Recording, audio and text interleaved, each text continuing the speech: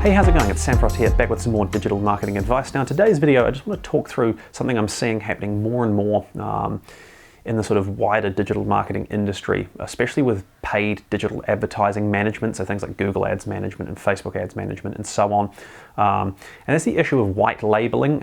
And what I mean by white labeling is you as a client or a customer of a digital marketing agency or freelancer, you might go along and you might pay for, say, Google Ads management, and you think that the agency you're paying your invoice or bill to is in there doing the work, so they've got people working for them, whether that's sort of in-house employees or subcontractors who sort of permanently subcontract to that business, and you basically think that you're getting your ads managed and run by the company you're paying to do so.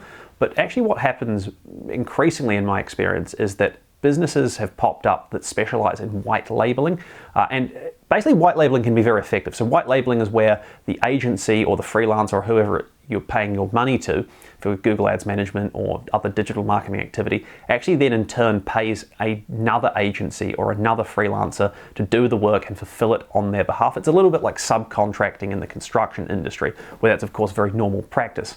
Now, white labeling in itself is not bad. There are white labeling agencies that do a really good job, or white labeling freelancers or contractors that do a really good job. I've seen it happen time and time again. But where my sort of warning lies is you as the business owner, the client, the customer, you should be entitled, in my view, to know if you're actually working with a company that's then effectively white labeling other companies' services. I do believe that that's something you should be entitled to know.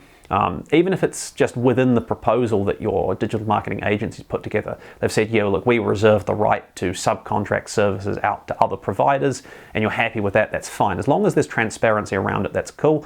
Some agencies, they basically exist only as a sort of sales and fulfillment mechanism, and they hand off all the work to other agencies that do the white label work, or they hand it off to subcontractors that do the white label work, and they're quite transparent about that. Once again, that's totally fine. But I've worked with a few clients in a consulting capacity recently where they were paying pretty hefty invoices per month or per quarter for Google Ads management and Facebook Ads management and so on, and they had no idea at all that the agencies they were paying were basically taking that money and then shipping the work off to sort of offshore workers at a really cut rate. And look, businesses are entitled to make profit. We're all trying to do it right.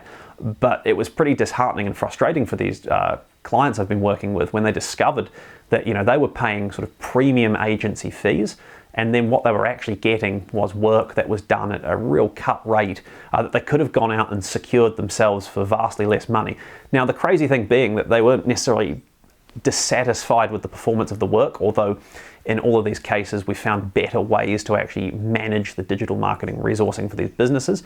But it wasn't even so much the work that was being delivered itself, it was the fact that they felt sort of misled because the pitches they'd received, the proposals they'd received made it feel like they were getting work done by in-house employees, where actually it was just simply being forwarded on to other agencies where they had no real insight or sort of overview of what was going on. So if you're working with a digital agency, a freelancer, a contractor, whatever, do be wary of this white labeling issue. Ask them, do you subcontract the work? Is it something where you might say subcontract work where there's just a particular component that they don't have the skill set in-house to do? That's pretty normal. I think that's very acceptable. I've seen that happen. I've done it myself to clients I work with, where there's been something I'm not really qualified to look after. It might be something like a little bit of graphic design for a banner ad for a Google display ad campaign. I'm not going to design it myself, but I know some designers who do a really nice job. So I'll say to the client, well, look, I can pass this on to the designer that I know, and they'll look after it, and you just pay me one rate and I pay them a little bit to do the work.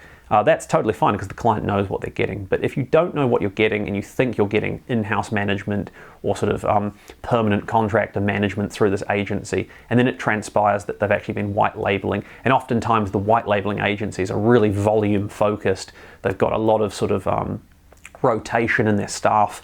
So there's not a great sort of consistency to how your account is managed, which is important for things like Google Ads in my view. So you've got someone who learns the account, learns the industry a little bit. Instead, you've got someone managing it for 3 weeks, and then they go and leave for a different job, and then someone for 3 months, and then they go and disappear. That, in my view, is not ideal. If you know about it and you're happy with it, that's totally fine. You don't need to worry. But it is worth asking the question of your agency, are you white labeling services? Are you subcontracting services? If so, what are you subcontracting? What do you do internally or in-house? What do you farm out to other companies? And if you do farm it out, who are you farming it out to? So that you can go and look at that business and get a feel for, do they have good reviews? Do they look like they know what they're talking about? Or is it just this agency you're paying the bill to is white labeling just to make the biggest profit margin they possibly can, and you're not getting very well served as the client? And there are some giveaway signs as well as to whether or not you're actually dealing with an agency or digital marketing company that's white labeling heavily. Oftentimes, if they're white labeling a lot, they'll never let you find out who is actually running your ads. It's always like, you've got to go through the account manager. You can't talk to anyone else. We can't tell you who else is at the business. It's just about the account manager you deal with, because the account manager's then farming the work off to the white label company. Oftentimes, it will be things like email addresses, accessing the account that don't quite look like they actually belong at the business. So you might be asked to add a user to your Google Ads account who doesn't have a company email address at that business you're paying money to. So like a sophisticated digital agency that's relying on subcontractors or outsourced white label work will get those white label providers to use branded domain emails. But I've seen cheaper white label companies that just say, oh, we'll sign up with our own email addresses. Even though you think you're paying company A, they're telling you that you need to add company B to the account. So those kind of things are a pretty good giveaway as well. But you should really just ask, and the agency you're working with should be sort of transparent enough to tell you what you're getting as well. And if you're not happy with the concept of white labeling, be upfront about that. They should be upfront with you as well in return, and then you can find a better way to work. So yeah, do let me know if you've got any questions on this. Not really anything I can sort of tell you further without knowing the specifics of your business and who you're working with or considering working with, but you're always welcome to get in touch with me. Leave a comment below, email info@samfrost.co.nz if you need any more help. Thank you so much for watching, and I'll see you next time.